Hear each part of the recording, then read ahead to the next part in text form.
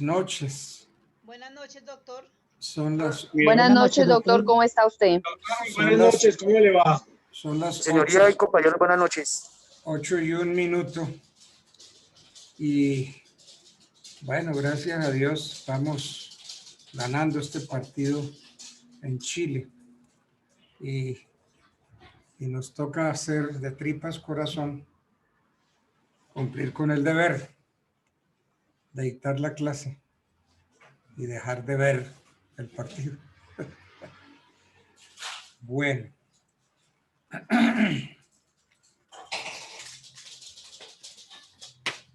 Nosotros habíamos empezado a ver el testamento, ¿cierto? Entonces,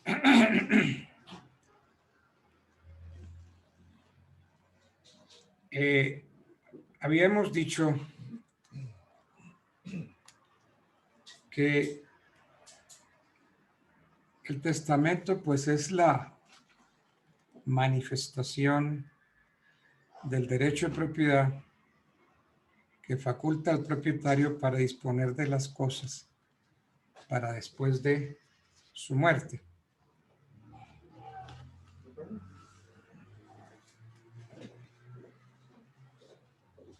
Entre nosotros, el artículo 58 de la Constitución garantiza la propiedad privada y los derechos adquiridos con arreglo a las leyes civiles. Anoche llegamos a analizar el artículo 58 de la Constitución. Quiero que alguien me diga si sí lo analizamos anoche o no. No, señor. No. María Bernal, ¿cierto? ¿Alguien tiene la Constitución para que me lea el artículo 58?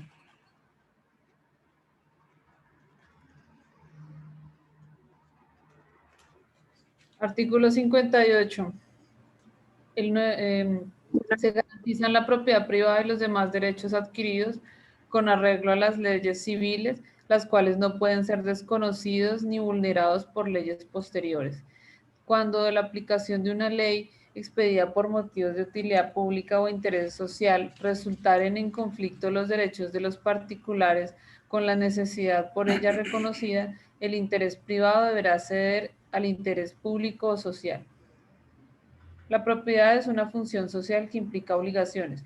Como tal, le es inherente una función ecológica. El Estado protegerá y promoverá las formas asociativas y solidarias de propiedad. ¿Continúo? Bueno, muy bien. Sí, mil gracias. ¿Por qué les he hecho leer el artículo 58 de la Constitución?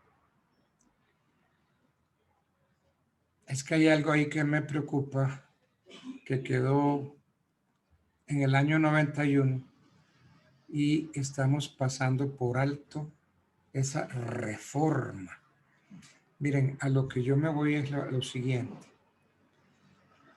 El artículo 58 de la Constitución garantiza la propiedad privada y los derechos. Entonces, la propiedad es un derecho, el derecho de dominio. Derecho de dominio. Bueno.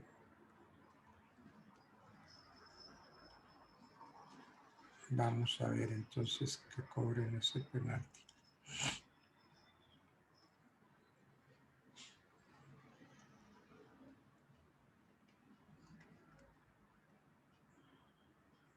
¿Ya lo cobraron o no?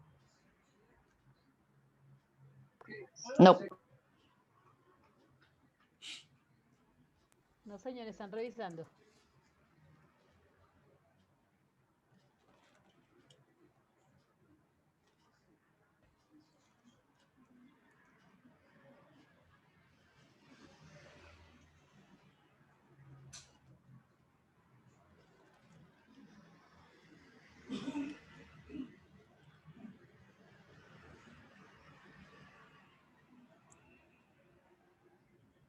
Pero es un posible penalti contra Colombia.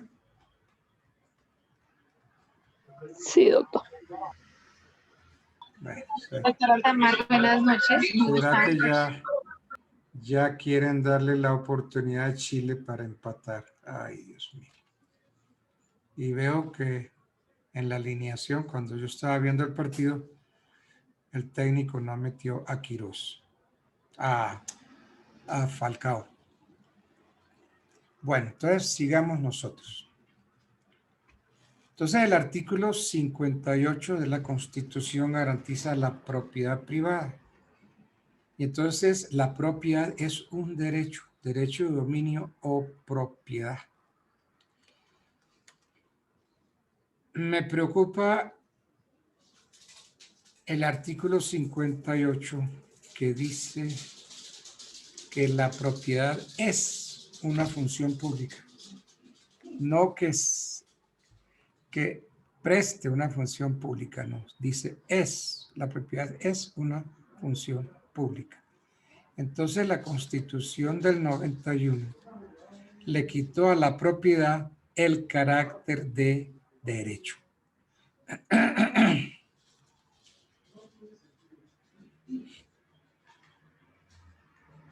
¿Van a cobrarle penalti a Colombia? Sí, doctor. Sí, señor. Ay, Dios mío, esas son las oportunidades. Como están jugando en Chile, entonces hay que darle la oportunidad para que empate. Hay árbitros, por Dios. Pero nuestro portero es muy bueno y lo va a tapar. Van a ver que sí. O lo bota, lo cobra ese. Lo bota o se lo tapa.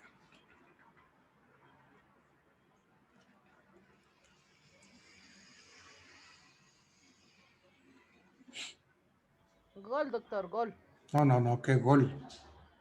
Así, Lo gol. cobraron, lo hizo gol. Vidal. Los árbitros que le dan la oportunidad para que empate. Y entonces ahora viene algo tortuoso, ¿no? Nos empataron. Entonces ahí sí Quirós se va a acordar de Falcao y entonces viene una delegación tortuosa. Falcao, salve el partido. No, así no se puede. Bueno, entonces cuando el artículo 58 de la Constitución nos dice que garantiza la propiedad privada y los demás derechos adquiridos con arreglo a las leyes civiles, indudablemente le está dando en esta primera parte del artículo 58 el carácter de derecho a la propiedad. Y entonces si el testamento es la forma, la manera de ejercer el derecho de dominio para que el testador pueda disponer de su derecho de propiedad y se lo destine a sus herederos. Me preocupa el artículo 58 que dice que la propiedad es una función social. Entonces, desapareció el carácter de derecho real, la propiedad como derecho real. Me preocupa eso. El testamento en el derecho romano, en la ley de las 12 tablas, era un acto civil privativo del ciudadano romano y extendido luego a todos los ciudadanos del imperio, consistente en la expresión de la última voluntad del causante, y allí en el testamento el causante designaba sus herederos y podían consignarse otras disposiciones como donaciones, como la manumisión de esclavos, como la designación de tutores. Entonces, la ley de las 12 tablas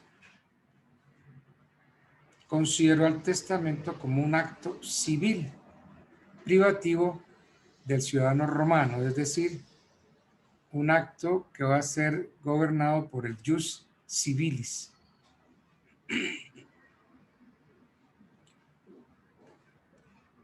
Bien, el testamento podía ser escrito u oral. Si es escrito, debía otorgarse por el testador. Él tenía que escribirlo de su puño y letra.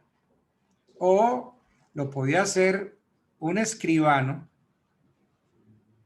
y 7 ciudadanos romanos como testigos. Existió, ese es el testamento escrito. Existió también el testamento oral, que se otorgaba siempre ante 7 testigos. Entonces, testamento escrito, testamento oral.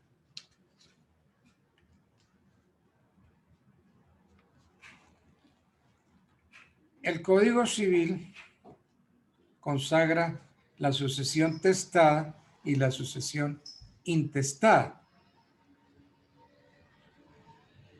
La sucesión intestada es cuando no existe testamento y es la más común entre nosotros, cuando no hay testamento. Y la otra es la excepción, que es el testamento.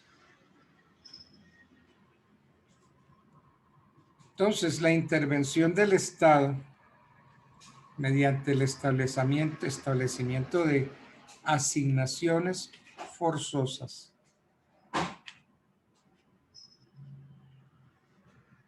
reduce el ámbito de libertad del testador. De modo que solo en ausencia de legitimarios, el testador puede disponer de sus bienes con libertad. Y entre nosotros había una cuarta de mejoras cuyo objetivo era el beneficio de los descendientes. Pero hoy la cuarta de mejoras desapareció. Entonces, ¿a qué tiene lugar el testador? A otra cuarta que se llama cuarta de libre disposición. Entonces, el legislador le dejó plena libertad al testador con la cuarta de libre disposición.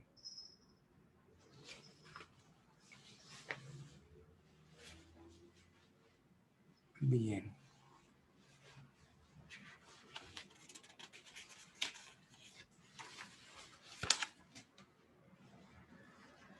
La palabra testamento proviene de las acepciones latinas testatio mentis, quiere decir la voluntad testada o el testamento de la voluntad. El 1055 del Código Civil nos trae una definición que es bastante difícil de aceptar. Dice, el testamento es un acto más o menos solemne. Entonces yo no entiendo esto. O el testamento es o no es solemne.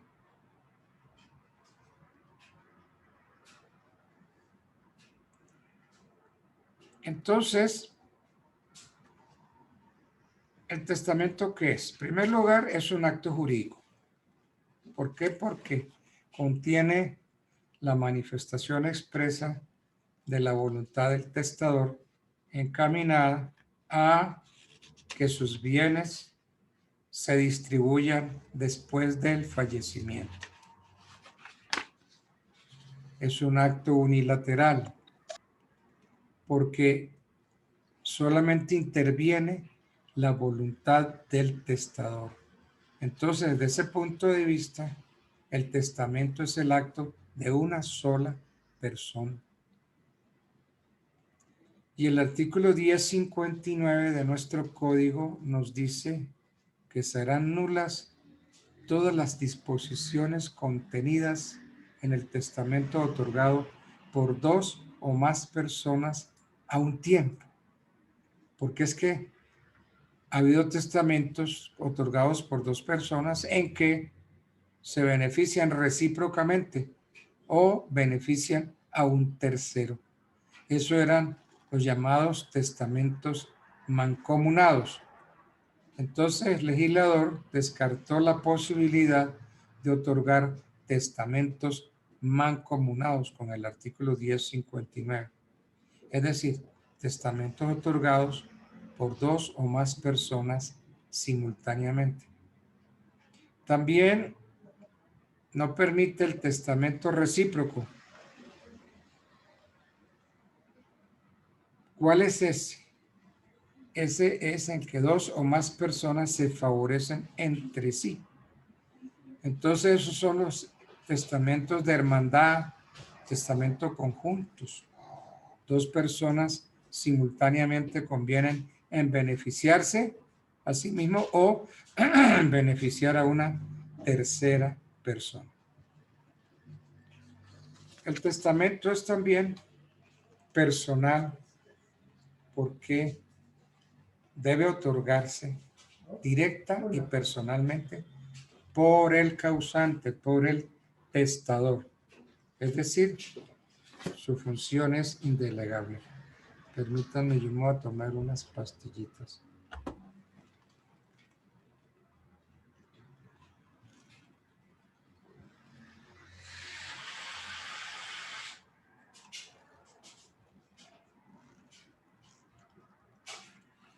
Aquí me informan que vamos perdiendo. Ay, bendito sea mi Dios. Chile 2, Colombia 1. Entonces es un acto unilateral porque es la voluntad del testador, no entra nadie más. Es el acto de una sola persona. Y según el 1059, serán nulas todas las disposiciones contenidas en el testamento otorgado por dos o más personas a un mismo tiempo. El testamento es personal, debe otorgarse directa y personalmente por el causante o testador. Esto nos está diciendo que el testamento es indelegable. No puede intervenir un tercero, un procurador, un delegado, un intermediario para testar. Porque el 1060 del código es muy claro, nos dice la facultad de testar es indelegable. Pero vamos a lo que veíamos al comienzo, la definición, que el testamento es un acto más o menos solemne. Pero el testamento siempre es un acto solemne, siempre. Unas veces más, otras menos, pero siempre solemne. Tal vez es por eso que el legislador dijo que el testamento es un acto más o menos solemne. El artículo 1064 del Código Civil, si ustedes lo leen, reitera que el testamento es solemne y menos solemne. Y que el testamento solemne es aquel en que se han observado todas las solemnidades que la ley de ordinario requiere y puede ser abierto o cerrado. Entonces el testamento solemne puede ser abierto o cerrado. Ahora, continúa el artículo. El menos solemne o privilegiado es aquel en que pueden omitirse alguna de estas solemnidades por consideración a circunstancias especiales determinadas expresamente por la ley. Son el verbal, el marítimo y el militar. Entonces, ¿cuáles son los testamentos menos solemnes o privilegiados? 3. El verbal, el marítimo y el militar. Y el código nos dice que el testamento solemne es abierto o cerrado. Testamento abierto, dice el código, se llama también nuncupativo o público. Es aquel en que el testador hace sabedores de sus disposiciones a los testigos y al notario. Y testamento cerrado o secreto es aquel en que no es necesario que los testigos y el notario tengan conocimiento de ellas. Entonces, la finalidad primordial del testamento es un acto de disposiciones de bienes mortis causa. Cuando el causante fallece, entonces se reparten los bienes de conformidad como dice el testamento. El testamento es un acto esencialmente revocable, dice por acá el 1055. Busquemos el 1055. A ver qué nos dice el 1055. Lo leo. El testamento es un acto más o menos solemne en que una persona dispone del todo o de una parte de sus bienes para que tenga pleno efecto después de sus días, conservando, óigase bien, conservando la facultad de revocar las disposiciones contenidas en él mientras viva. Entonces, ese artículo nos dice que las disposiciones testamentarias son esencialmente revocables. Pero no solamente el testamento es para hacer disposición de bienes. En el testamento puede haber otros actos, por ejemplo, el reconocimiento de un hijo, el nombramiento de un albacea. Entonces, si revocamos el testamento, el reconocimiento del hijo queda sin piso. No.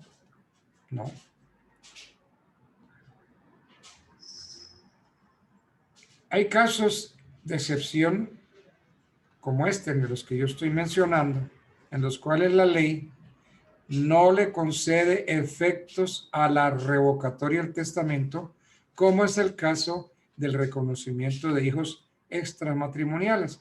Así está en la Ley 75 de 1968. El reconocimiento no se puede echar para atrás. Bueno. Hay unos requisitos para otorgar testamento.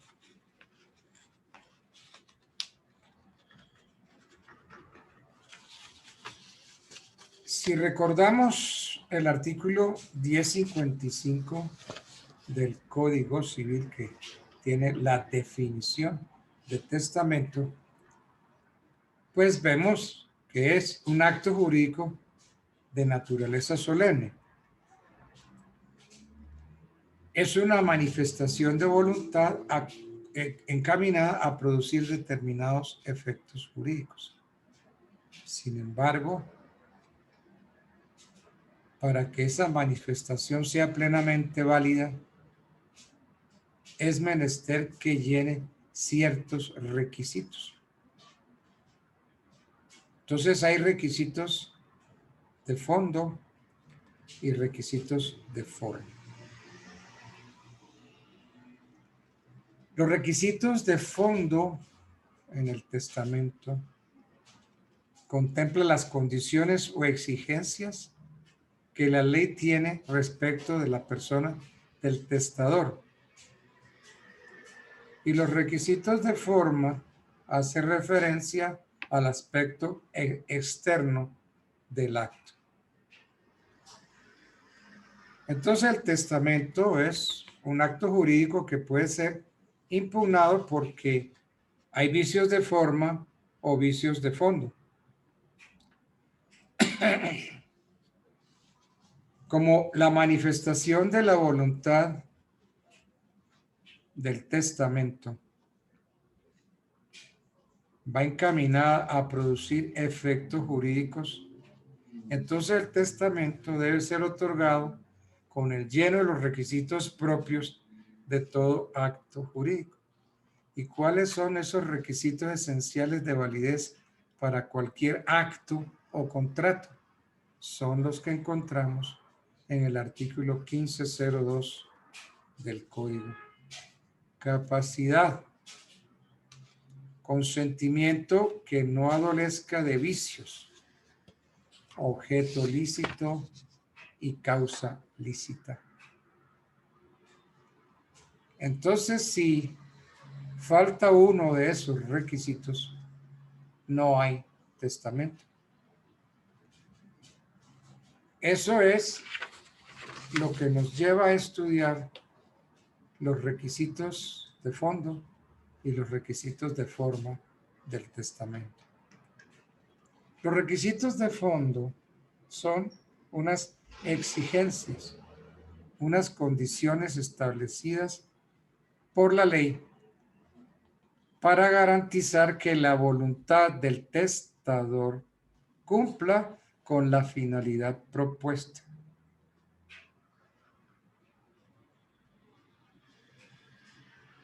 Entonces, como vimos, para el testamento como acto jurídico, le es aplicable la norma que contempla como requisitos de fondo los requisitos esenciales de validez para cualquier acto o contrato previstos, los requisitos previstos en el artículo 1502.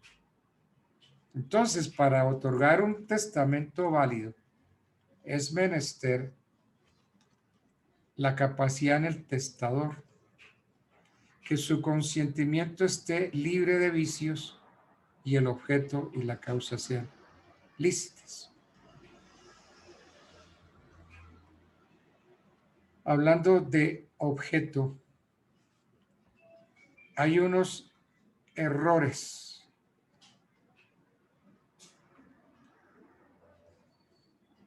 en cuanto al error. Uno lo estudia por allá en primero. El error. Y entonces el error genera la nulidad de cualquier acto o contrato. Y yo no quiero entrar a estudiar el error porque ya lo vimos y nos apartamos mucho. Repasen sus notas de bienes. Pero me llama la atención que existe una modalidad de error que se llama el error común. El error común hace derecho.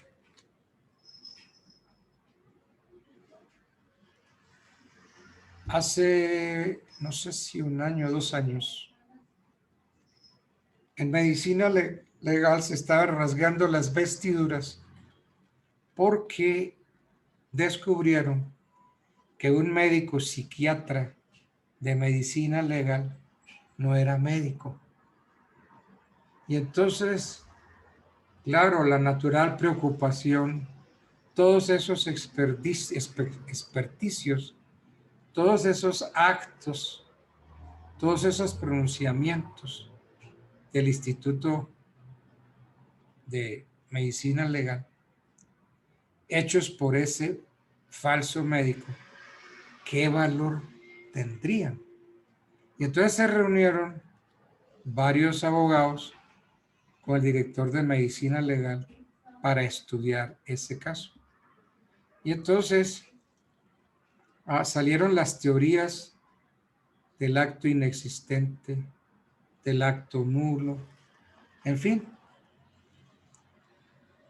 Y me llamaba a mí la atención que eminentes juristas no hubieran estudiado a Luis Claro Solar.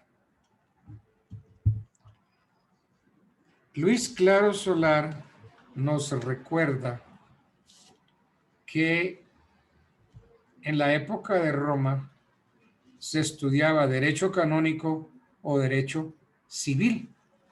No se estudiaba nada más, canónico o civil. Y el derecho canónico sacó una tesis del error común y dijo que el error común era válido. En la universidad tuvimos un cura falso. La culpa no fue de la universidad, la culpa pues es del cura que se presentó como cura falso y la universidad lo aceptó como capellán, como un director, etc. Entonces yo me pregunto, vamos a suponer que ese cura falso casa a varios estudiantes y esos estudiantes tienen hijos y después entonces se descubre que el cura no era cura. Entonces viene la pregunta, ¿y esos matrimonios que realizó el cura tienen valor? ¿Y esos hijos que nacieron de esos matrimonios son bastardos?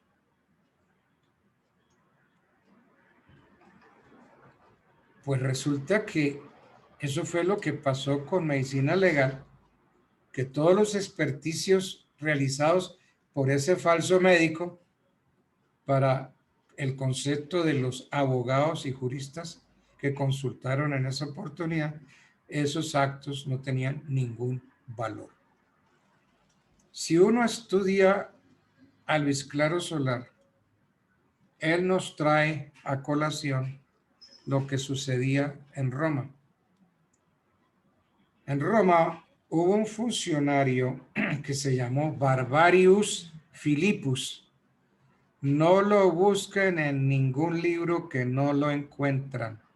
El único que habla de Barbarius Philippus es Luis Claro Solar. Entonces, Barbarius Philippus fue un juez.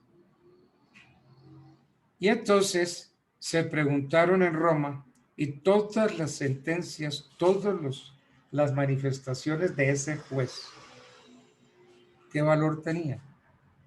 Entonces el código, el derecho canónico, dijo que todos esos errores eran válidos y se creó la tesis de que el error común hace derecho. Error communis facit jus.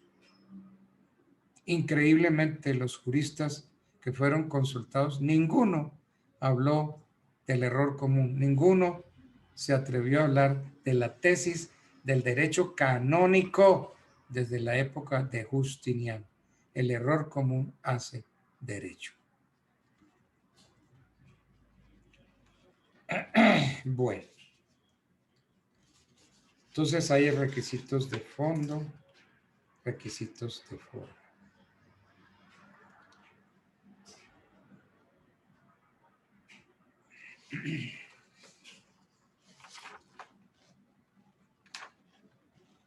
¿Qué capacidad tenemos para otorgar testamento?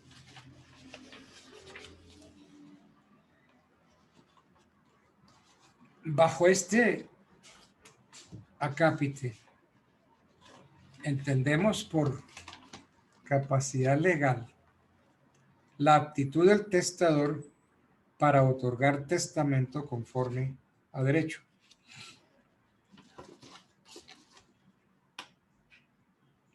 Y si nos vamos al 1503 del código, 1503.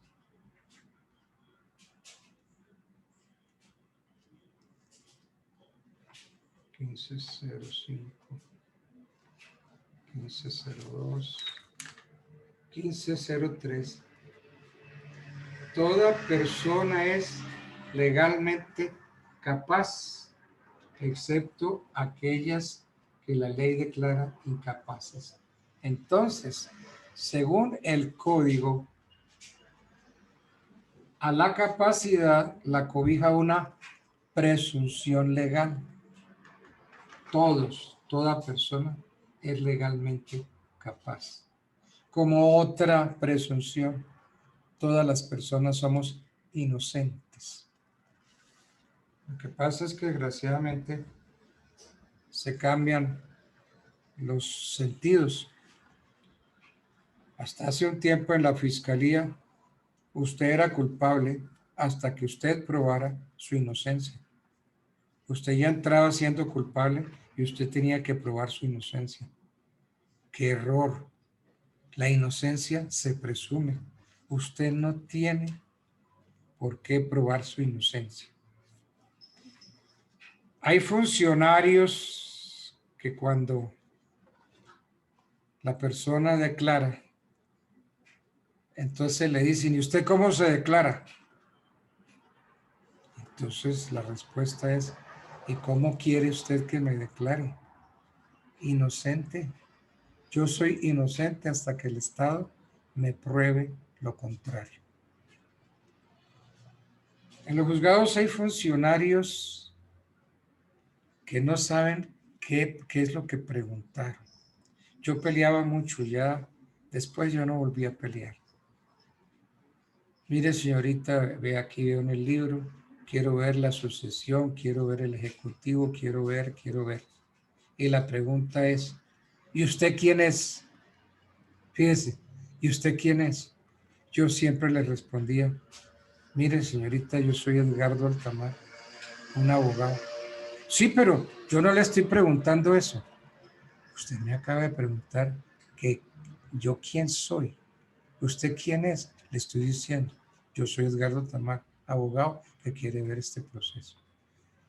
Tal vez usted quiere decir usted qué parte es, a quién representa.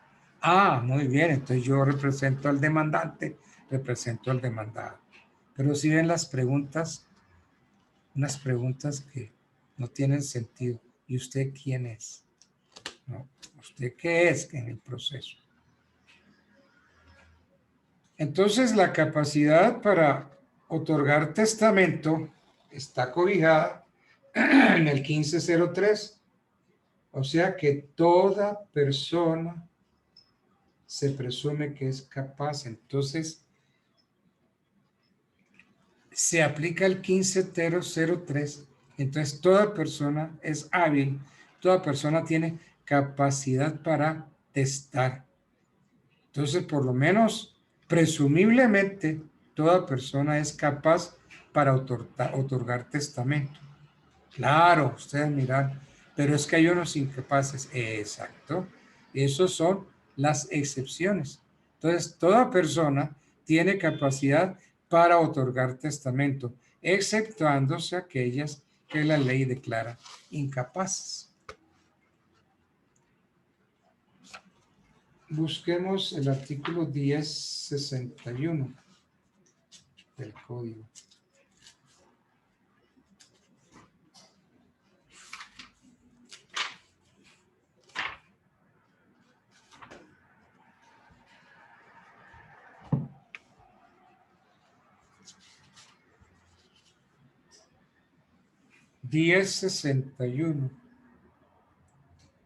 No son hábiles para testar. O sea, el artículo va a hablar de las inhabilidades testamentarias. No son hábiles para testar el impúber, el que se hallare bajo interdicción por causa de demencia, el que actualmente no estuviera en su sano juicio por ebriedad u otra causa, todo el que de palabra o por escrito no pudiera expresar su voluntad claramente. Las personas no comprendidas en esta enumeración son hábiles para atestar. O sea que el artículo es taxativo, el artículo 1061 es taxativo, porque fuera de esas 4 personas no hay más personas inhábiles para testar. Entonces, este principio, pues no solamente lo desarrolla el 1502, sino que también lo desarrolla el 1503 y el 1061. El 1061, que es una norma general, no son hábiles. Y el artículo es taxativo, quiere decir que aparte de esas personas que enumera el artículo, no hay más personas inhábiles.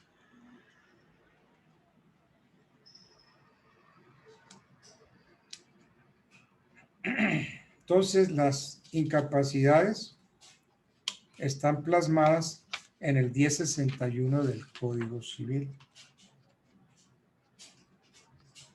Fíjense ustedes que el código habla de inhabilidades, de habilidades, inhabilidades. Yo diría que ese término inhabilidad se emplea impropiamente, porque está hablando no de los inhábiles, sino de los incapaces para otorgar testamento. Ese es un empleo incorrecto. El término debe ser incapaces, no inhábiles. ¿Por qué? Porque los impúberes, los que están en interdicción, los que en el momento de hacer el testamento estaba borracho, entonces son incapaces, no inhábiles.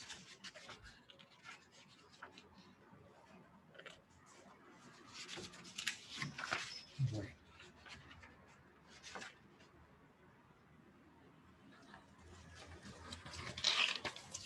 El código,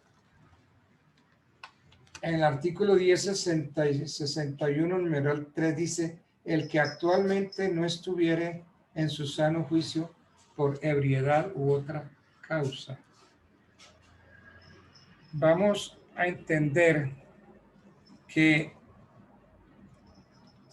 la persona que en el momento de hacer testamento esté ebrio, entonces esa persona es inhábil para hacer testamento.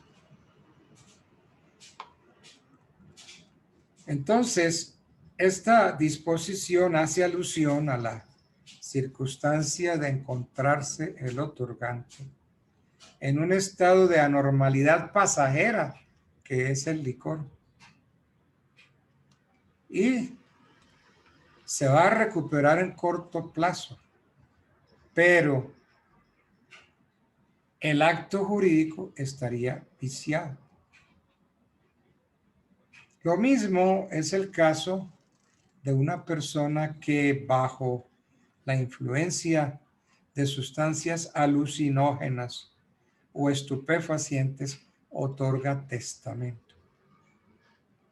Entonces, si para el momento de hacer testamento yo estoy bajo los efectos de drogas, de sustancias alucinógenas o estupefacientes, y así hago el testamento, ese testamento no tiene ninguna validez. Entonces habría que purgar el testamento con una nulidad y debe permanecer viciado hasta que se subsane esa diferencia.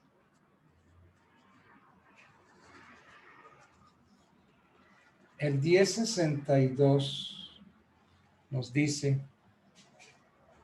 el testamento otorgado durante la existencia de cualquiera de las cláusulas de inhabilidad expresadas en el artículo precedente, es decir, las 4 de que trata el 1061, es nulo. El testamento otorgado durante la existencia de cualquiera de las cláusulas de inhabilidad expresadas en el artículo presente es nulo, aunque posteriormente deje de existir la causa. Es nulo. Yo diría, yo cambiaría nulo, porque un acto nulo es válido hasta que se decrete su nulidad. Entonces, un testamento hecho bajo esas condiciones es inexistente. Un testamento hecho por impúdico, ¿para qué vamos a pedir la nulidad? De una vez la inexistencia. Ese es un acto jurídico inexistente. El que está en interdicción por causa de demencia, el loco, el testamento es loco, eso no tiene ningún valor. Entonces, cuando decimos nulo, decimos que el acto es válido hasta que se decrete la nulidad. Y ese no es el sentido de la norma. Dice el testamento otorgado durante la existencia de cualquiera de las causales de inhabilidad expresadas en el artículo precedente es nulo. Entonces, más que nulo, ese testamento sería inexistente, a mi juicio. Bueno.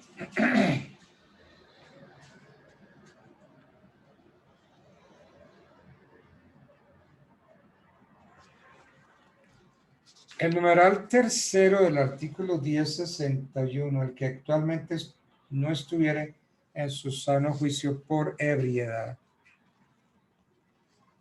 Con esa frase, el legislador ha querido significar que la anormalidad prevista en ese numeral tercero del 1061 debe coincidir con el momento mismo en que se está otorgando el testamento.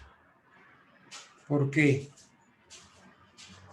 Si yo en estado de ebriedad no celebro ningún acto, ningún contrato, ¿para qué vamos a hablar de nulidad? La normalidad es que si para el momento del testamento yo me encuentro ebrio, me encuentro borracho. Y si no es así, pues la acción de nulidad no debe prosperar, porque es que el momento crucial que ha de tenerse en cuenta es ese, que el momento en que se otorga el testamento, en ese momento yo no estoy en sano juicio.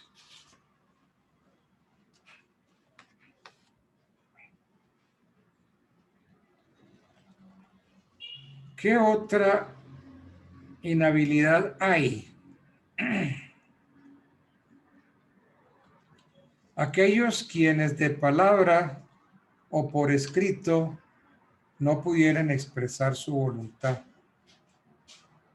Debemos entender esa disposición en el sentido de que con ella se comprende al sordomudo que no puede darse a entender por escrito.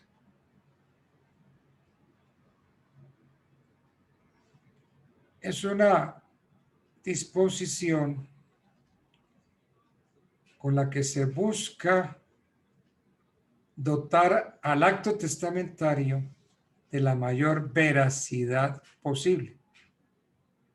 Entonces, hay un testamento, el de los ciegos. ¿Por qué los ciegos solo pueden otorgar testamento abierto? Mientras que los analfabetas y los mudos no pueden otorgar testamento cerrado. Entonces, quien no puede comunicarse con el mundo exterior, como el sordomudo, que carece de medios, no tiene capacidad para otorgar testamento. Entonces, si el testador no se puede entender, no puede ser entendido, por ejemplo, como el caso del que habla un idioma es distinto al español y no entienda ni hable el español, solo puede otorgar testamento cerrado. Más que español, el término es castellano, porque es que nuestro idioma nació en Castilla. Por ende, el idioma es el castellano para mí y no el español. Yo siempre digo el castellano y no el español.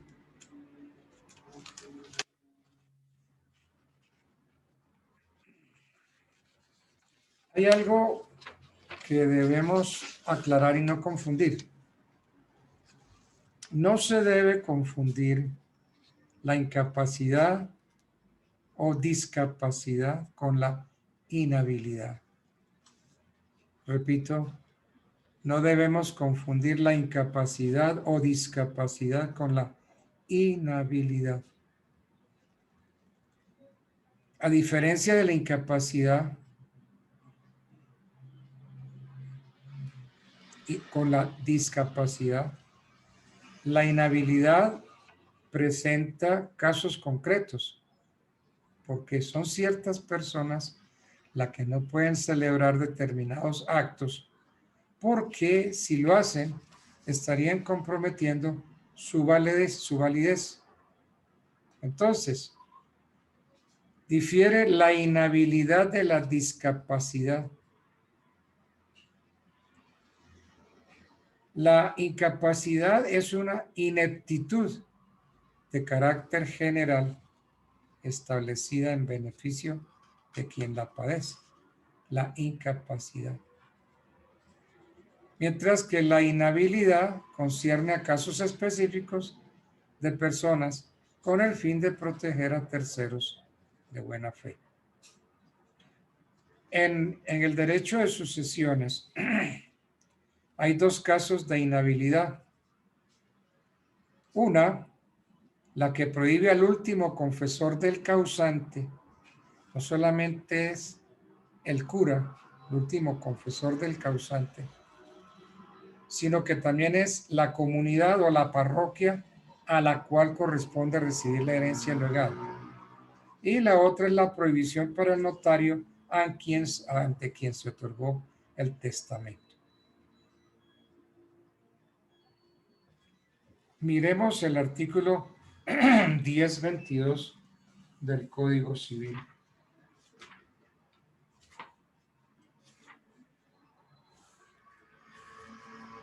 Del Código Civil, que fue subrogado por el artículo 84 de la Ley 153 del 87.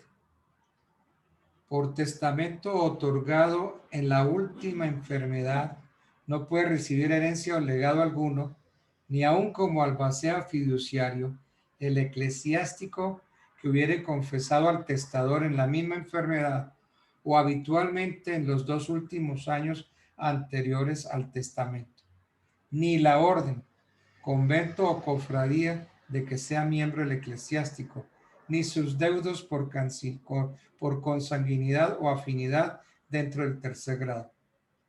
Tal incapacidad no comprende a la iglesia parroquial del testador, ni recaerá sobre la porción de bienes que al dicho eclesiástico o sus deudos habría correspondido en sucesión intestada. Entonces, el artículo 1022 del Código inhabilita al sacerdote, al confesor en la última enfermedad y también al sacerdote, al cura que ha venido confesando al causante en los 2 últimos años antes de la muerte. Entonces, la norma no discrimina en realidad ningún credo religioso. Consulten ustedes la sentencia de la Corte Constitucional C-266 de 1994.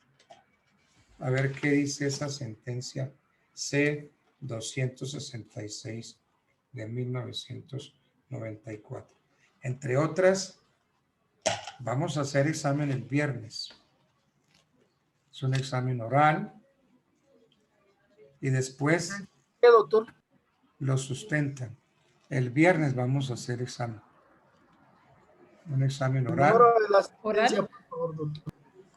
Entonces, sería bueno que ustedes leyeran los documentos que yo subí a la plataforma. Hay 2 documentos. Porque de esos documentos puede salir el examen. ¿Ok? Doctor, ¿son los de casuística? Sí. Sí, exactamente eso, de casuística. Profe, no entendí la mecánica. Dijo que oral y que después sustentábamos, ¿cómo así? O sea, ¿no sería Sí, lo mismo? lean y entonces léanlo y después aquí, en forma oral, yo vengo y digo María Bernal, Olga Lucía, Luz Gutiérrez, qué sé yo, Jonathan. ¿De qué trata esto? ¿Por qué esto? ¿Por qué lo otro? ¿Correcto? Sí, señor. El viernes. Sí, doctor. ¿Cómo vamos? Que aquí me hacen una cara horrible. ¿Nos metieron gol?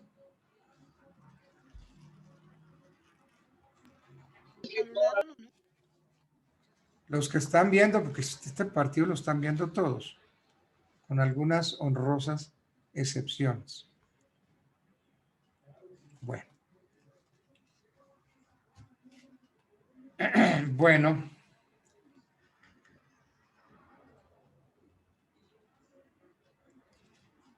La incapacidad de que trata el 1022 proviene de dos situaciones de hecho.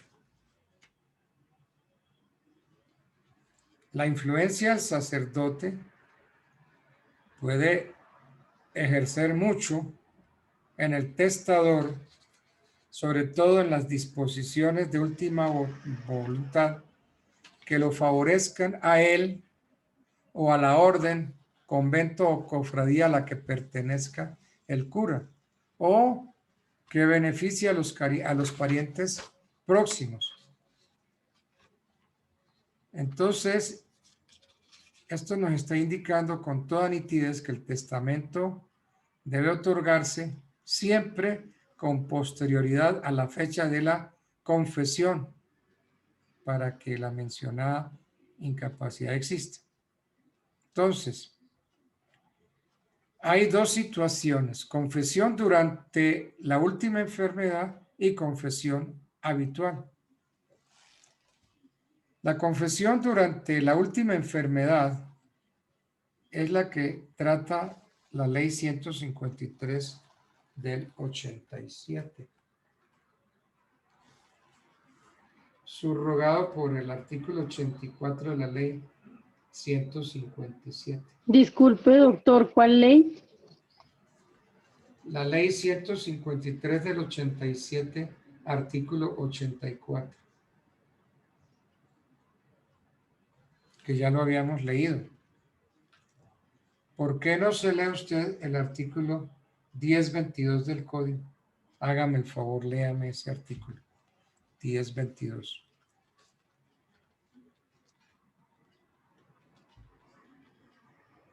Ya, doctor.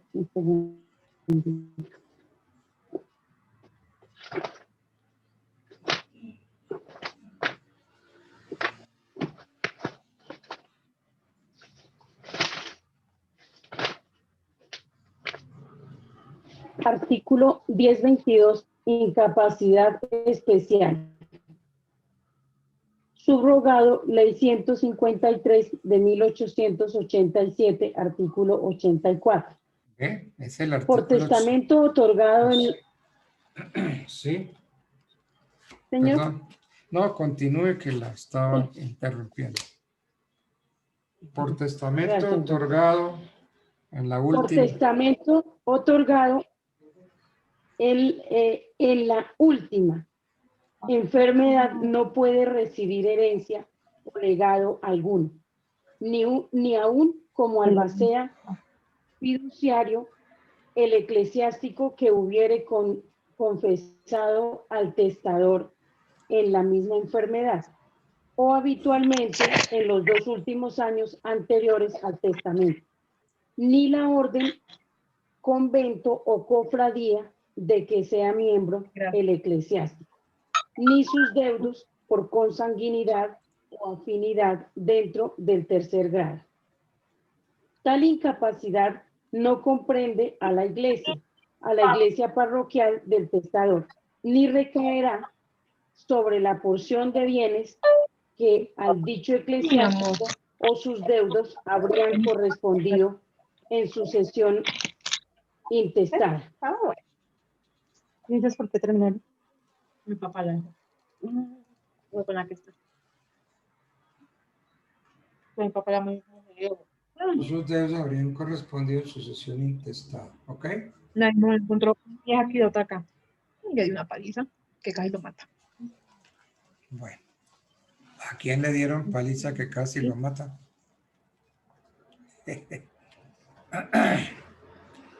Bueno, entonces, en Argentina, el jurista argentina Vélez Sarsfield interpreta la última expresión cuando dice confesión durante la última enfermedad. Se refiere, dice Vélez Sarsfield, a la enfermedad de la cual murió. Y esa es la interpretación, es la correcta que hace nuestra corte. Cuando se propuso el legislador establecer esa incapacidad, la última enfermedad, hay que entenderla, de la última enfermedad es la enfermedad de la cual murió. Pero nos quedamos ahí, perdón, Clau. Pero nos quedamos ahí y no nos fuimos más allá, como el Código Civil francés. El Código Civil francés establece una incapacidad similar, la de los curas, una incapacidad similar para los médicos, los cirujanos, farmacéuticos y para el ministro del culto, porque es que cuando hablamos del cura, entonces es como si fuera que todo el mundo fuera católico.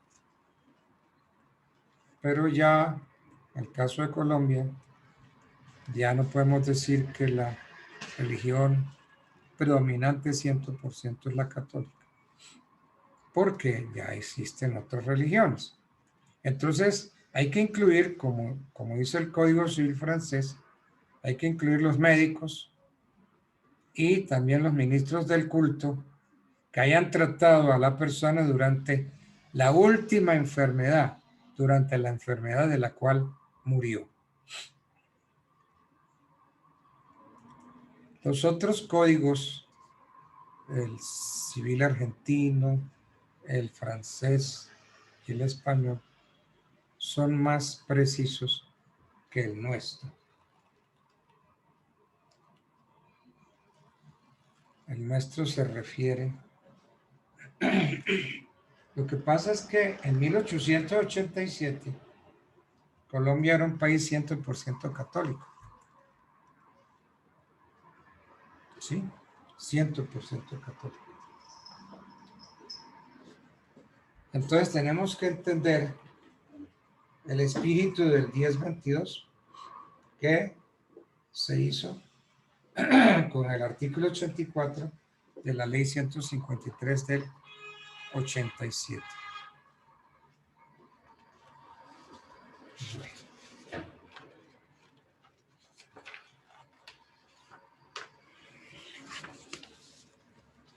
Es nulo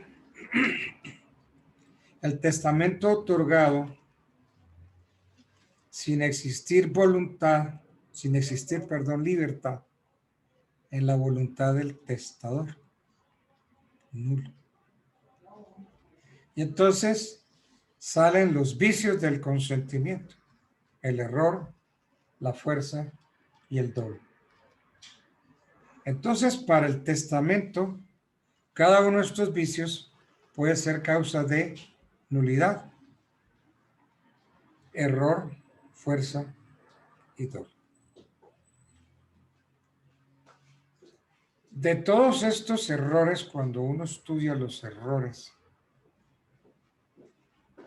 nos interesa qué error se da en el testamento. Entonces, en el testamento el error se puede dar en cuanto a la persona y en cuanto a la asignación. El error en la persona se refiere al artículo 116 del Código. 116 del Código Civil. Busquemos el 116.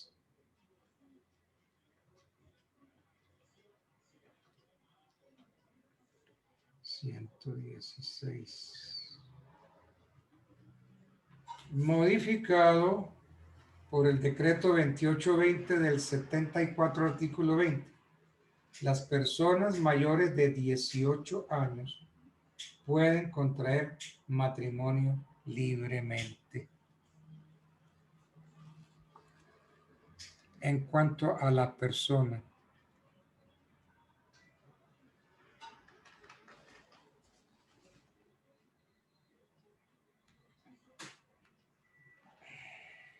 el 116. Las personas mayores de 18 años pueden contraer matrimonio libremente.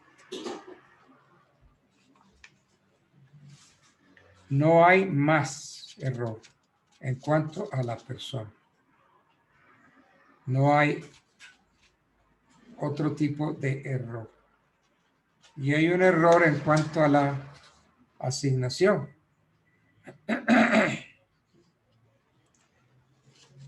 El error en la asignación lo contempla el 117.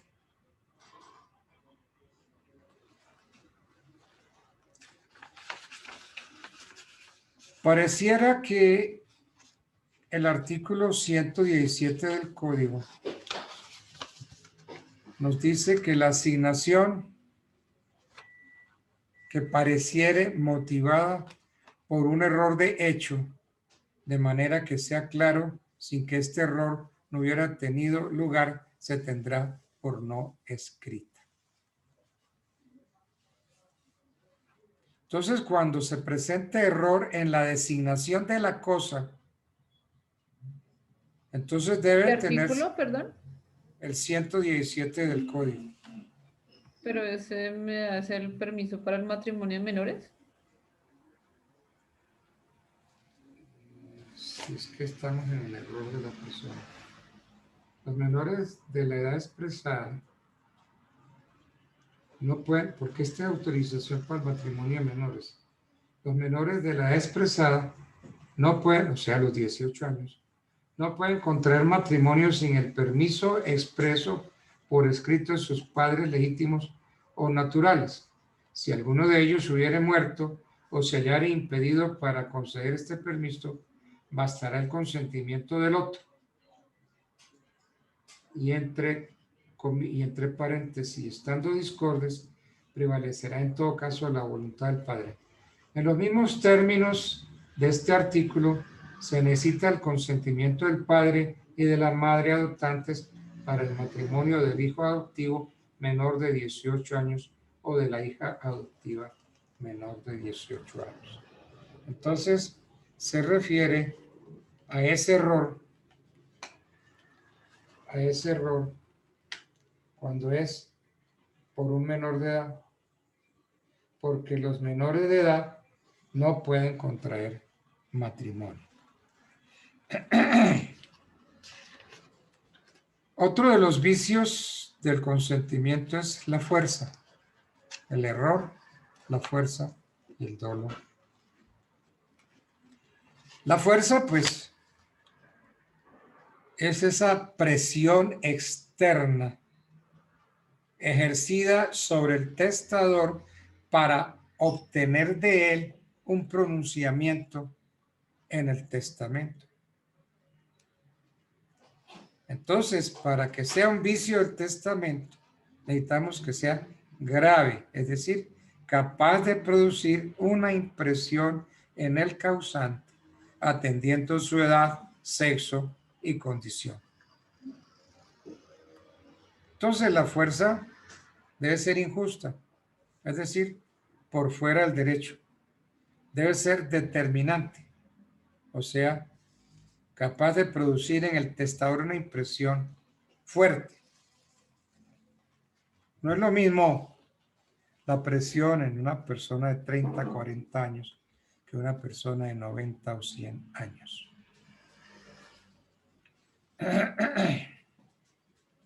Además, pues debe ser injusta. Bueno, toda fuerza es injusta, ¿no? Excepto la fuerza del Estado, que esa sí es justa. Sin embargo, fíjense ustedes cómo está nuestro ministro de Defensa, bailando la cuerda floja por el exceso de la fuerza en controlar el orden público, por el exceso de la policía y la cantidad de muertos que ha habido por el exceso de la policía en ejercicio de la defensa del orden público. Entonces la fuerza, que ya ustedes eso lo estudiaron por allá, no sé si en bienes, persona o bienes, no vicia el consentimiento, sino cuando es capaz de producir una impresión fuerte en una persona de sano juicio, tomando en cuenta su edad, sexo y condición. Entonces, es fuerza todo acto que infunda en una persona un temor de verse expuesto a esa fuerza. No solamente la persona, sino también su consorte o alguno de los ascendientes o descendientes verse expuesto a un mal irreparable y grave. El temor reverencial no vicia el consentimiento. Ese temor que sentimos, ese respeto que sentimos por los padres o por las personas mayores, ese temor no vicia el consentimiento.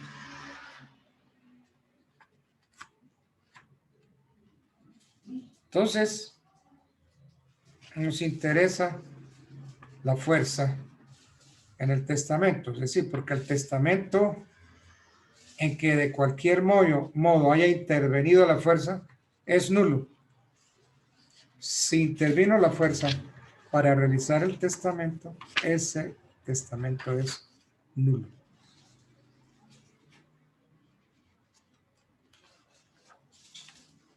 Miremos, ¿alguien me quiere leer, por favor, el artículo 1741 del Código?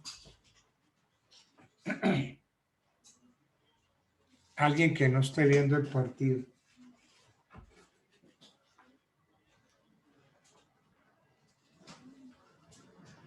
No sé, la asistencia está... Nulidades relativas y absolutas.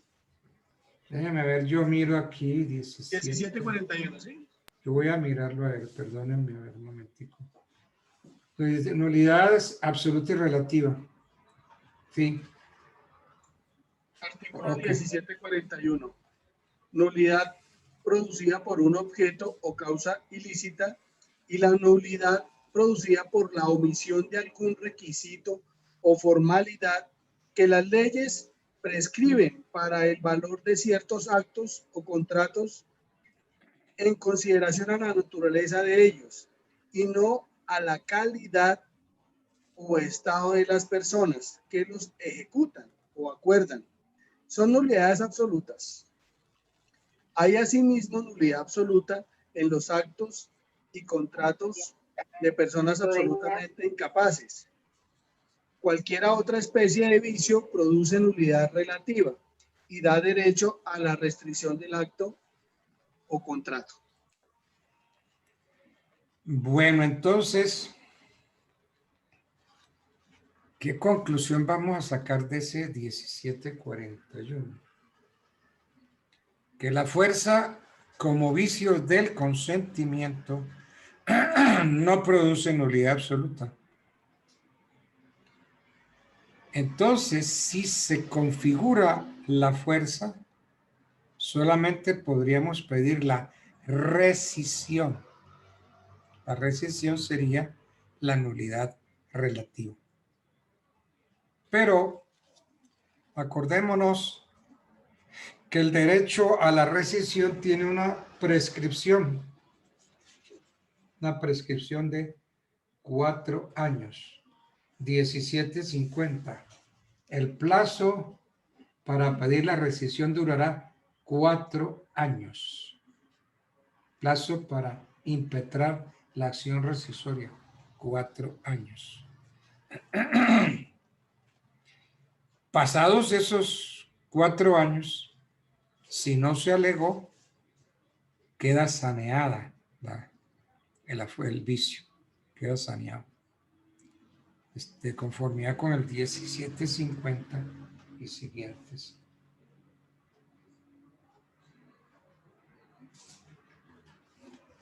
El plazo para pedir la rescisión durará 4 años. Este cuatrienio se contará en el caso de violencia desde el día en que ésta hubiere cesado. En el caso de error o de dolo, desde el día de la celebración del acto o contrato. Cuando la nulidad proviene de una incapacidad legal, se contará el cuatrienio desde el día en que haya cesado esta incapacidad. A las personas jurídicas que por asimilación a los menores tengan derecho para pedir la declaración de nulidad, se les duplicará el cuatrienio y se contará desde la fecha del contrato. Todo lo cual se entiende en los casos en que las leyes especiales no hubieran designado otro plazo. Entonces, plazo para pedir la rescisión, 4 años. Si no se pide en esos 4 años, entonces la nulidad queda saneada.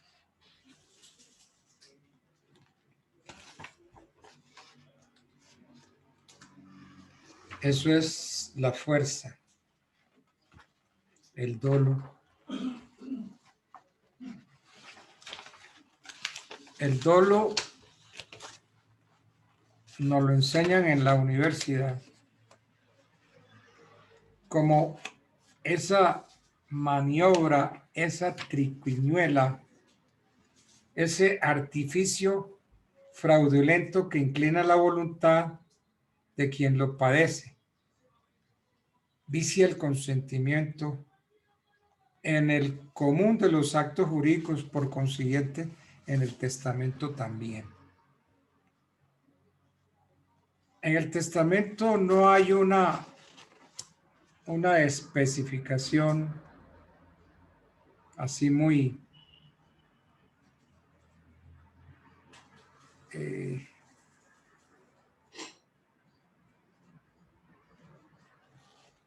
como les dijera, no hay una reglamentación específica del dolo para el testamento. Entonces, ¿a qué nos vamos? Queda sometido a las normas generales que regulan la materia. Entonces, ¿qué norma sería aplicable para en el caso del dolo del testamento? Aplicaríamos el artículo 1515 del Código, según el cual el dolo no vicia el consentimiento, sino cuando es obra de una de las partes. Y además, que aparezca claramente que sin él no se hubiera contratado. En los demás casos, el dolo solamente da lugar a la acción de reparación de perjuicios contra la persona o personas que fraguaron el dolo o que se aprovecharon del dolo.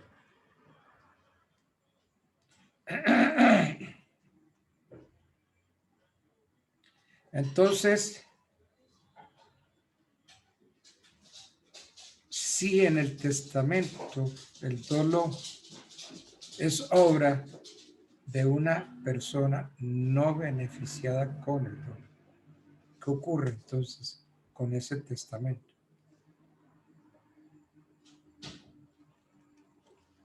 Pues si no actuó sobre todo el testamento y solamente una parte, entonces el común de la doctrina considera que el acto está viciado solo en la parte afectada por el dolo.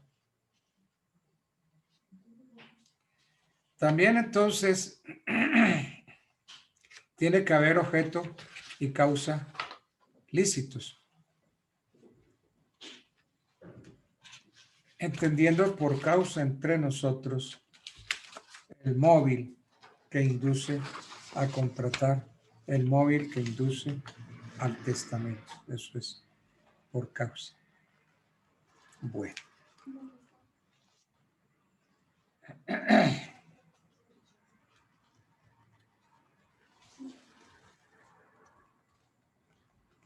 Yo veo aquí a María Bernal. Ahí estás. Diana Álvarez la veo estática, no se mueve. Ahí veo a Diana. José Joaquín, también lo veo moviéndose. Jonathan Layton, ese está estático. Presente, doctor. Paulita la veo. Sandra Cruz, no está. Darwin Sarmiento. Kimberly. Doctor, buenas noches. Buenas noches. Con Sandra Cruz, doctor. Es que no podía activar el micrófono. Sandra Cruz. Luz Gutiérrez la veo que se mueve. Mario Franco, ¿cómo le ha ido Mario? Después de su... Presente, doctor. Después de su infortunio, ¿cómo va? Ahí vamos, doctor, bien, recuperándonos. Sí, eso es un golpe fuerte, ¿no? Sí, señor, gracias, doctor, por su apoyo. Terrible, es que yo lo sufrí. Y solo sufriendo se da uno cuenta de la pérdida tan grande que es eso. Bueno, Lina Lozano. Fanny, ¿estás todavía? Presente, profe. Lina Lozano. ¿Estás con tu perrita? No, estoy solita. Caray. Sola, ¿no encontraste quien te acompañara a ver el partido? No, tampoco. Estoy solo en clase, solo en clase. Sandra Gasca. Yo no estoy llamando a lista, sino que estoy mirando los que están o no están. Adrianita Corona. Gol, profe, empatamos. Uy, ¿cómo va a ser? Íbamos perdiendo, ahora vamos 2-2. ¿Falcao? Lo que yo dije que a Falcao no lo metieron y lo van a meter cuando Colombia estuviera perdiendo el partido. Y justo, tuvieron que meter a Falcao para poder empatar. Ahora, tenemos es que cuidarnos que los árbitros no le den un penalti a Chile. Ya está visto. Los árbitros son argentinos. Y entonces seguramente van a beneficiar a Chile. Le van a dar la oportunidad a Chile con un penalti, van a ver. Ojalá yo me equivoque. Ese esfuerzo de Falcao de 2-2. Ese árbitro a mí no me gusta ni 5. Bueno, es que es argentino. Y los 3 árbitros son argentinos. Colombia tiene ahorita que cuidarse de no provocar un penalti. Porque es la forma que tienen los chilenos para ganarnos ahorita. Bueno. ¿Cuánto falta para que se acabe el partido? ¿Cuál es el partido? ¿Cuánto falta? La reposición nomás, doctor. ¿Y cuánto? Minutos. 3 minutos para la reposición. La reposición dieron tres. 3. Hagamos fuerza, recemos para que Colombia aguante 3 minutos de presión. Y que no demos papaya, que no demos lugar a un penalti. Porque ahorita van a buscar el penalti. Y los árbitros o el árbitro encantado de darle a Chile el penalti. Porque con el penalti nos ganan. Nos ganarían 3-2. Y eso está muy peleado. Vamos 2-2. Eso tiene que terminar así. 2-2. Porque el empate, de todas maneras, nos favorece, nos ayuda. Pero no perder. 2-2. Bueno, mente positiva. Colombia no pierde. Colombia se queda así empatada 2-2. Bueno.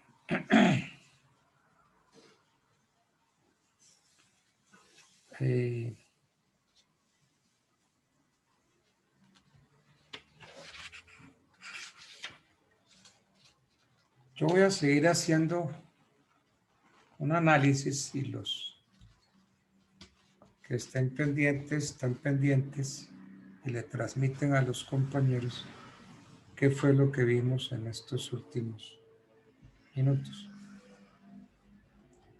Pues es que pretender que todo un curso esté pendiente de una clase en un partido de esta naturaleza es muy difícil. Yo voy a hablar aquí de la clasificación de los testamentos. Hemos dicho que el testamento es un acto más o menos solemne, pero metámonos en la cabeza.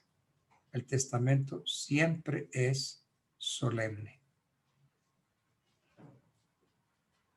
Y es nulo cuando no está revestido de las solemnidades propias de su acto, de conformidad con la Ley 95 de 1890. Desde el punto de vista formal y conforme al 1064, los testamentos son ordinarios y privilegiados según se observe la plenitud de las solemnidades ordinarias. Solemnidades ordinarias. Y menos solemne cuando tiene requisitos menos exigentes que los otros. Entonces, la ley prevé, como ya habíamos visto, el testamento nuncupativo, o sea, testamento solemne, pero ante testigos, sin la presencia del notario, como lo establece el 1071 del Código Civil.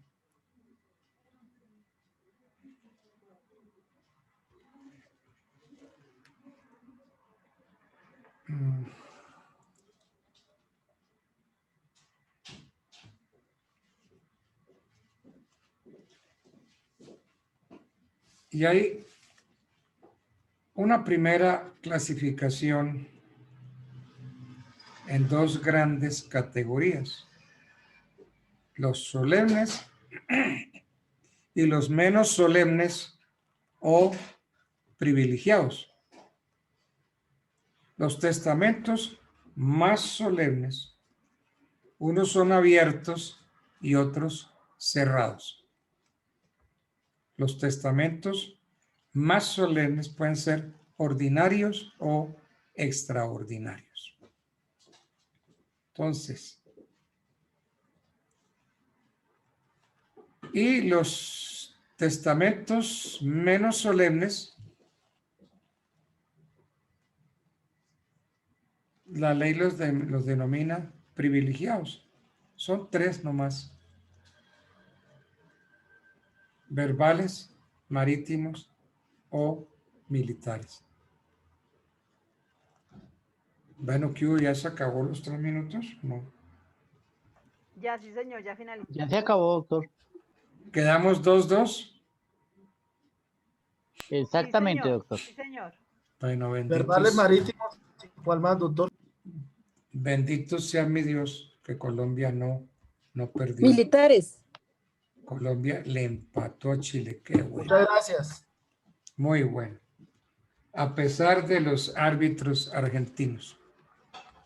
A pesar de eso. Bueno. El testamento abierto, ya sabemos que se llama también nuncupativo. También se puede llamar público. Entonces, el testamento abierto es el mismo testamento nuncupativo o el mismo testamento público, de conformidad con el 1064 del Código Civil. ¿Por qué es abierto? Entonces, es abierto porque el testador hace sabedores de sus disposiciones a los testigos y al notario. Ahora, el testamento abierto siempre es escrito. Puede otorgarse ante el notario y 3 testigos. Ese testamento que se otorga ante el notario y 3 testigos se llama ordinaria. O ante 5 testigos cuando no hubiera notario. Entonces, en este caso se llama extraordinario. Repito, el testamento abierto es siempre escrito. Puede otorgarse bajo una doble modalidad.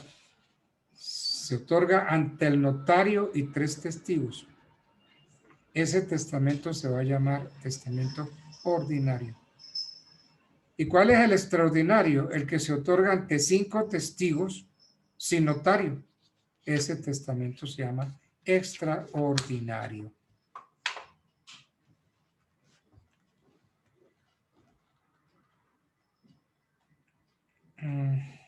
¿Cuáles son las formalidades, digamos, sustanciales?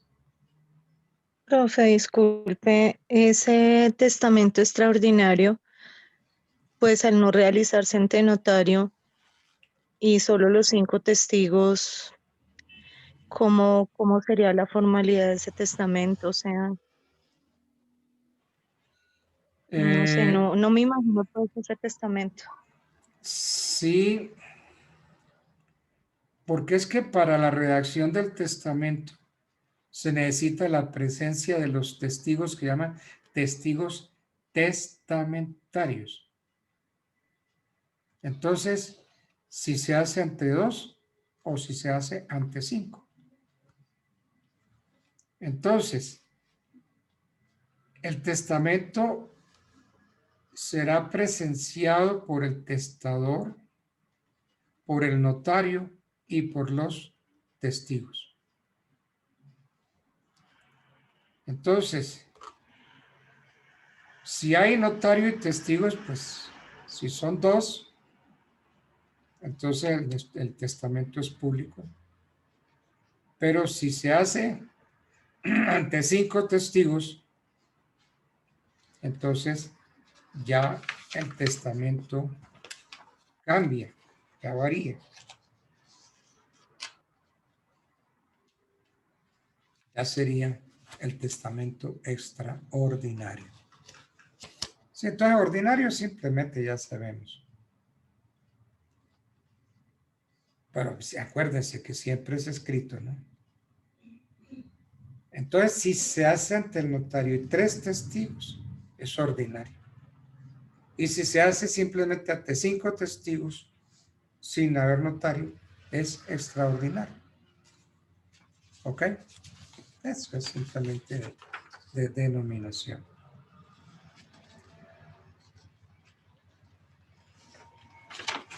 Bueno.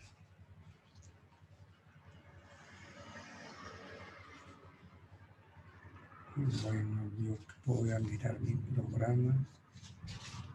¿Cómo vamos?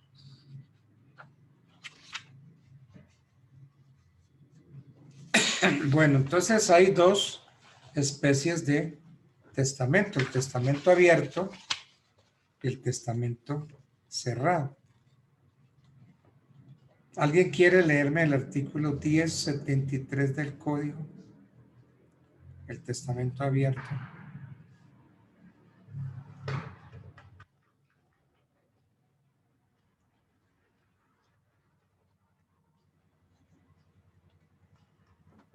Artículo 1073. Contenido del testamento abierto. En el testamento se expresará el nombre y apellido del testador, el lugar de su nacimiento, la nación a que pertenece, si está o no avecindado en el territorio, y si lo está, el lugar en que tuviere su domicilio, su edad, la circunstancia de hallarse en su entero juicio, los nombres de las personas con quienes hubiere contraído matrimonio, de los hijos habidos o legítimos en cada matrimonio, y de los hijos naturales del testador, o con distinción de de vivos y muertos, y el nombre, apellido, domicilio de cada uno de los testigos. Se ajustarán estas designaciones a lo que respectivamente declare el testador y testigos. Se expresarán asimismo el lugar, día, mes y año del otorgamiento, y el nombre y apellido del notario, si asistiere alguno. Bueno. Entonces, según ese artículo 1073, las declaraciones de todo testamento se pueden clasificar en dos categorías: las que hacen referencia a la entidad de la persona del testador y las que se refieren a las instituciones testamentarias. Porque es que si un testamento se otorga irregularmente, habría que ver si esa irregularidad constituye una nulidad o si por el contrario no es tan trascendental que afecte la validez del acto testamentario. Hay algunas cosas que son bien claritas. Por ejemplo, se omitió la fecha de otorgamiento del testamento. Eso es muy difícil. Pero si no tiene fecha, pues el testamento es nulo y de nulidad absoluta. Es que un testamento sin fecha no permite saber exactamente el tiempo en que se hizo. No hay relación entre el tiempo del testamento con la muerte misma del causante. Porque es que yo puedo hacer testamento y morirme al año de realizado. Tampoco se puede precisar cuál era el estado jurídico del otorgante, el día en que se otorgó. En fin, hay una serie de circunstancias que toca estudiar para ver si se impetra una acción de nulidad absoluta o relativa. Las nulidades relativas se pueden subsanar, en cambio las absolutas no. ¿Qué nos dice el 1074 del Código? ¿Alguien quiere leerlo, por favor? Artículo 1074. Obligación de lectura del testamento abierto. El testamento abierto podrá haberse escrito previamente, pero sea que el testador lo tenga escrito o que se escriba en uno o más actos, será todo él leído en alta voz por el notario, si lo hubiere, o a falta de notario por uno de los testigos designados por el testador a este efecto. Mientras el testamento se lee, estará el testador a la vista y las personas cuya presencia es necesaria oirán todo el tenor de sus disposiciones. Sí, lo importante, lo que resalta este artículo definitivamente es la lectura del testamento. Quedó 2-2.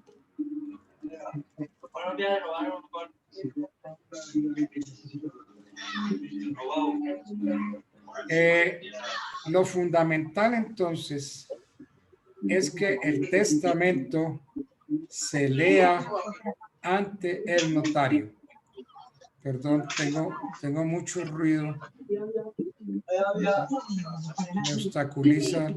Compañeros, por favor, los Profe, qué pena, puedes volver a repetir, es que no se escucha. No, es que yo...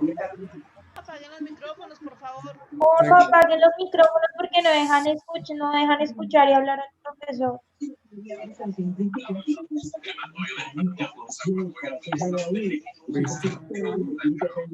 ¿Ustedes están oyendo lo mismo que yo estoy oyendo? Sí, señor. Sí, profe. Doctor. Mucha interferencia. Sandra Espinosa, por favor, apague el micrófono.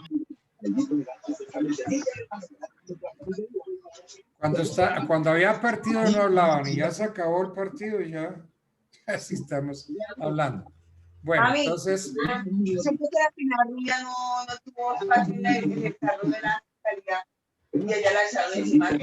Sandra Espinosa.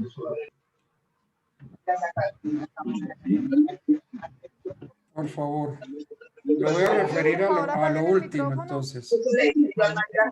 Pedro, compañero Pedro, por favor, que hable y apague los micrófonos. Oh, doctor, silencie usted los micrófonos. Por favor, silencien los micrófonos. Sandra Espinosa, por favor. Doctor, usted los puede silenciar. Y ya... Listo. 5 minutos y ya los dejo tranquilos. Entonces... Qué pena, doctor, qué falta de respeto con usted, de verdad. No, tranquila, es efecto de la alegría que da el partido. Ya, diga, profe. Entonces estábamos tratando Profe, de... ¿puedes repetir? Sí, yo quiero repetir. Estaba hablando de la lectura del testamento y que el artículo 1074 del Código ordena que el testamento debe ser leído en voz alta por el notario. Cuando se trate de testamento abierto, es el que se otorga por o ante el notario. Entonces, también puede ser leído por uno de los testigos cuando se trate de testamento abierto otorgado ante 5 testigos. Ahora, ¿interesa que el testamento se hubiera hecho con anterioridad a la lectura? No. Para efectos de la validez del acto, se requiere simplemente que lo lea el notario. Puede que haya sido escrito previamente o que se escriba directamente en la notaría en uno o en más actos. Entonces, lo importante es que el testamento esté a la vista del notario y de los testigos. Si se omite la lectura, entonces conduce a la invalidez del acto. Entonces, tenemos es que estar pendiente el día en que se va a leer el testamento. El acto testamentario termina, según lo dispone el 1075, que no lo tengo aquí abierto. Si alguien tiene el 1075, ahora lo leemos. El acto de dictar testamento termina, según lo dispone el 1075, con las firmas del testador, los testigos y el notario. ¿Qué entendemos por firma? ¿Ustedes vieron títulos dolores? ¿Ya vieron títulos valores? Señor. Eso era. Y entonces, ¿qué entendieron por firma cuando vieron títulos, Dolores? Porque así se llama la materia. Títulos, valores. Con la firma uno Entonces, acepta, por doctor, con la firma uno firma, acepta. miren, eso hay que acudir al Código de Comercio, el artículo 826 del Código de Comercio. Sí. Por firma, dice el código, se entiende la expresión del nombre del suscriptor o de alguno de los elementos que la integren o de un signo, un símbolo que se emplea como identificación personal. Y la ley 527 del año 99 le dio validez jurídica a la firma digital. Ahora, si el testador no puede o no supiere firmar, hay que mencionar esa circunstancia.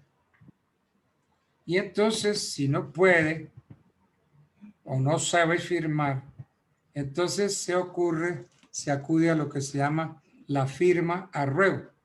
Es decir, que alguien firme por el testador, dando fe de ello, 2 testigos, y el testador pone sus huellas digitales o plantares en el documento, porque ahorita la huella de los pies es identificación.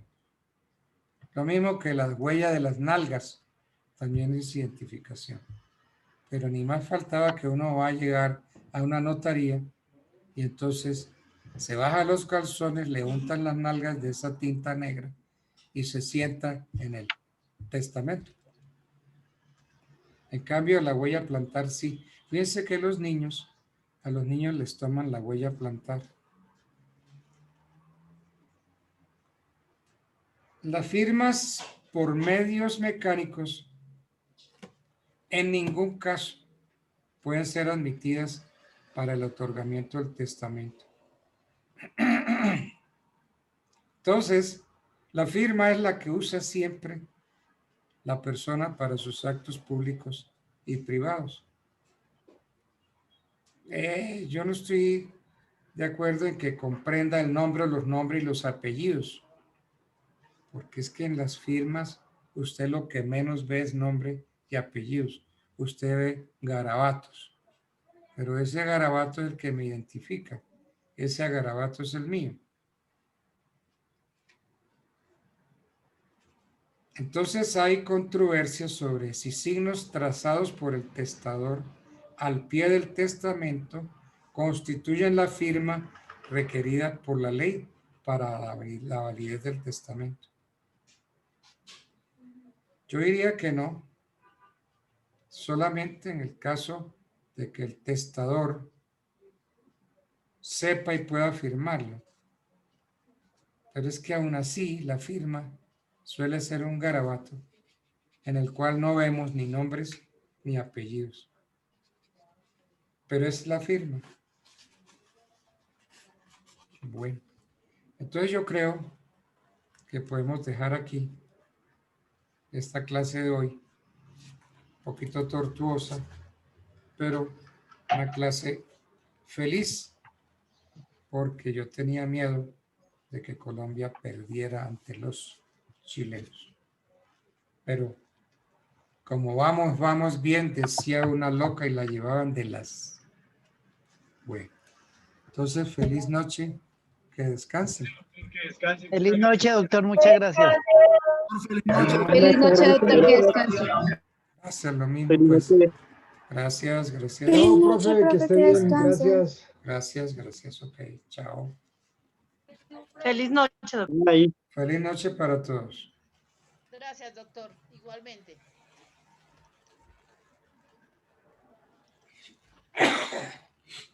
Ah, caray.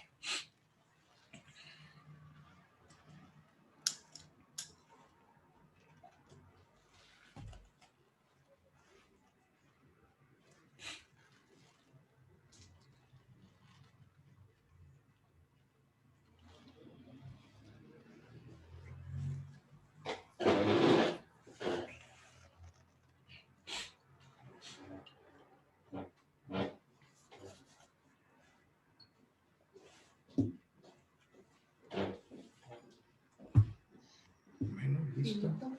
Listo, ¿no? Sí. ¿Dónde está Roberto?